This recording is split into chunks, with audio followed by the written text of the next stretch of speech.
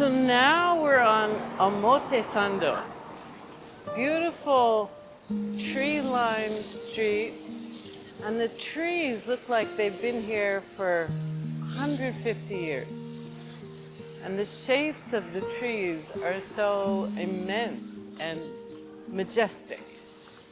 On the way here, so we walked here, I saw this little coffee shop called Precious Coffee Moments.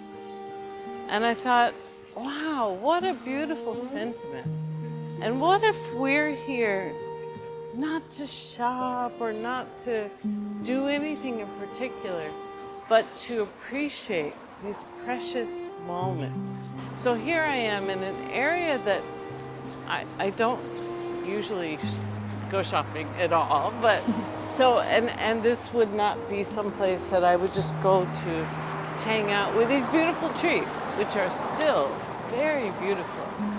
But to appreciate whatever we're doing, that here's this moment, an opportunity to look around us and to be able to clean with these fresh eyes, to say, just like a small child would say, well, look at the shape of these railings.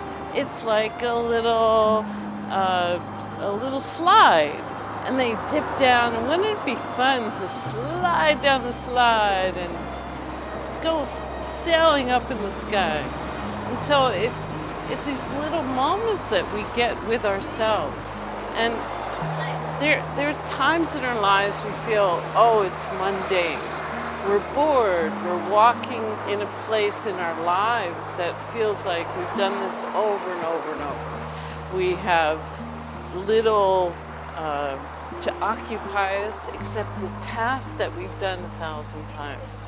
And what if us being here in this moment, together with all these people that I don't know, but I do know because we've all been together before. It's no accident that at this moment, here are these people passing by. So am I going to take an opportunity and say, oh, okay, here they are, here I am, I can clean.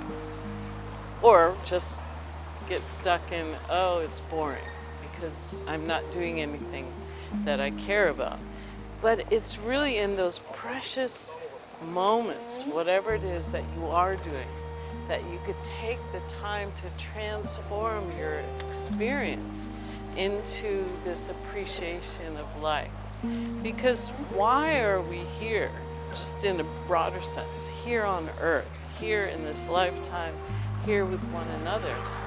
And for me, I often see the perspective of we're here to be one with all these things. So it's not in this task, because the task is precious, because it's in the oneness with that task, because whatever it is that you are tasked with, whether it's washing the dishes or picking up your kids, is a precious moment. And how do we respond when we're doing the same precious task 1,000 times and no one notices and we're bored?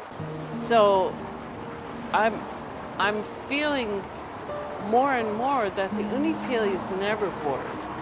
So it's my intellectual mind that doesn't have something to occupy it that gets restless, saying, I want to figure it out. I want to understand. I want to have something that I can do that is feeling important, is feeling productive, and that we can step back from that and realize that the precious moment could be something right in front of you that is in the midst of a shop that I might never go in, and a product that I might never have next to me, just like that.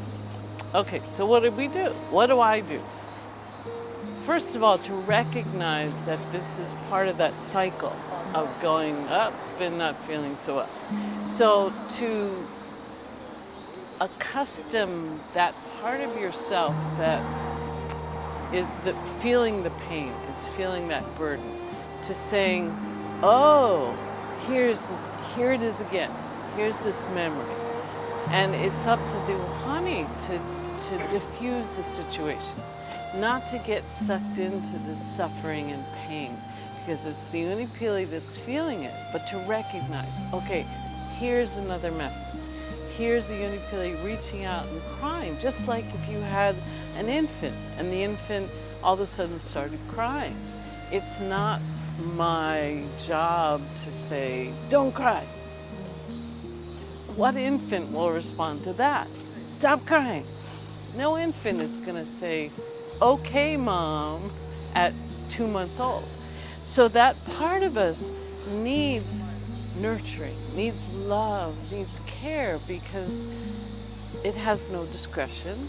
And if it's suffering, it feels real. It feels like this is hopeless. It feels like the world is never going to get any better. So the first step is to acknowledge that this is something that we feel, and to say to that part of us, I love you. Most important thing. Thank you for showing me this memory. Otherwise, it wouldn't appear. And if we ignore it, if we say, no, I don't feel like it, not today, I'm too busy, I feel too bad, I don't want to look at it, then it goes back down and it gets submerged. Doesn't mean it's gone. So when we say we're looking at these problems as opportunities, we really mean that. Because here is this chair, an opportunity to sit down in the sun, the beautiful trees. And I could say, no, I don't want to sit here. And there's no judgment. Here's a chair and I want to sit, so I do. And if we could think about these things that come up in the same way, with no judgment, here's something that I can do something about. I can clean.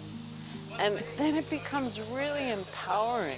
So walking here, I saw this beautiful green and yellow bamboo that I'd never seen before, growing right up to the edge of the sidewalk, and taking every available opportunity to live. It had to be cut back, and it was sprouting back up. And it's sort of a metaphor for our lives, that we press up against a barrier, and we get cut down sometimes. And yet here we are with one more chance to say, I'm here, I'm ready to be responsible. I'm ready to do my part to step into this divinely inspired flow. So here's everybody, I'm part of it, I'm stuck, and yet with divinity, I can just be in this beautiful, perfect space, no matter what's going on around me. And it's always there. And all we have to do is that first step of reaching within ourselves to say, I love you. Thank you for being with me today. Because being as one with ourselves means we then have the opportunity to be one with these beautiful trees and the people that are going by, with the interesting shoes and the interesting clothes. And who knows why this person is walking by, but I can breathe. I appreciate your being with me for these precious moments here in Japan, in Tokyo. I love you. Aloha. Thank you. 경화는 나로부터 시작됩니다. 호오포노포노를 더 깊이 배우고 싶은 분은 설명란을 참고해 주세요. 나의 평화.